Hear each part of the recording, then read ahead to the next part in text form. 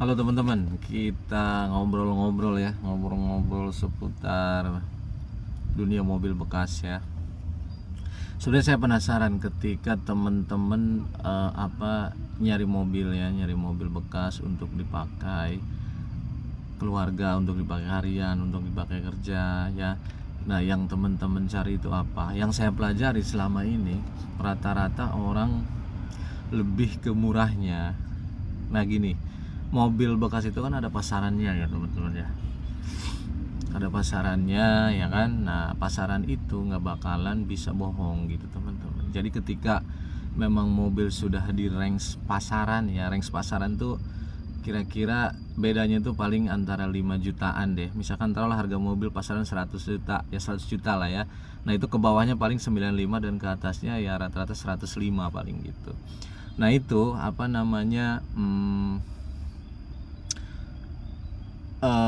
sangat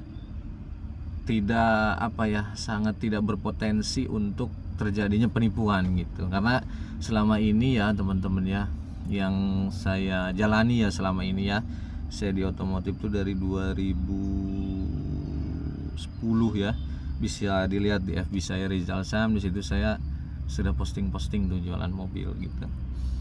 Dan insya Allah saya tidak merasa hebat juga, cuman berdasarkan pengalaman aja cerita bahwa terjadinya penipuan yang atau yang rame tuh penipuan segitiga tuh, penipuan segitiga tuh rame banget tuh ya.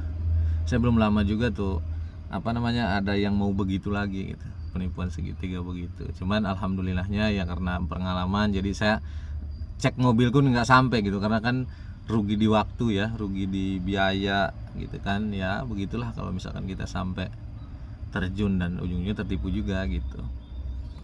Itu biasanya karena harga murah teman-teman ya, karena harga murah. Nah maksud saya begini, teman-teman harus punya patokan. Kan sekarang enak nyari harga pasaran itu, pasaran mobil tuh banyak sekarang, marketplace ya, aplikasi apa gitu kan, banyak lah pokoknya.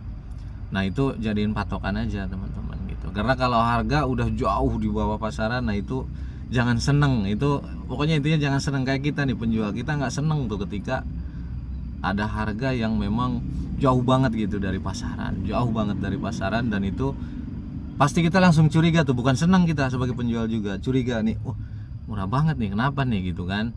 Pasti pikirannya tuh yang satu ini takut penipuan, terus yang kedua nih mobil bekas tabrakan atau bekas banjir, bekas insiden apa segala macam lah begitu. Nah kita pasti akan pastikan dulu tuh ke informannya gitu ya, apakah mobil itu memang oke atau gimana sebelum kita cek gitu. Karena kita para pedagang tuh pasti cek dulu, nggak mungkin kita ambil mobil gitu ya, ambil mobil tanpa kita memang itu mobil layak untuk kita jual lagi gitu. Karena kita juga sebagai penjual ya tidak hanya semata-mata untuk mencari margin gitu ya, untuk mencari keuntungan lah istilahnya, enggak gitu juga. Kita juga berharap supaya barang yang kita jual itu memiliki manfaat gitu tuh, memiliki manfaat dan bermanfaat untuk para teman-teman semua gitu ya. Nah gitu, paling itu aja sih ya. Untuk yang lain-lainnya setelah harga itu memenuhi kriteria pasaran, nah baru teman-teman bisa cek mesinnya, bodi-bodinya, kelistrikannya gitu. Nah itu nanti kalau misalkan teman-teman tidak bisa, kan banyak sekarang inspektor ya, nah itu bisa dibantu sama inspektor. Kalau misalkan teman-teman ternyata udahlah nggak usah inspektor, mau cek sendiri aja, teman-teman bisa tanya ke penjualnya, om ini gimana mesinnya, om ini gimana kelistrikannya, gimana nih bodi-bodinya, ini siap pakai nggak atau gimana gitu.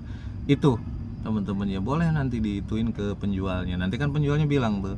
Nah nanti kalau misalkan ternyata penjualnya berbohong atau gimana, kan teman-teman udah nanya gitu ya teman-teman. Mungkin sedikit itu aja ya, itu aja mungkin yang kita bahas.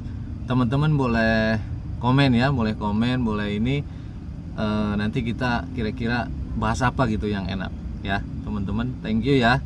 Oke, ini sambil nunggu ini nih, saya sambil nunggu mau cek mobil juga ya teman-teman. Terima kasih ya. Oke.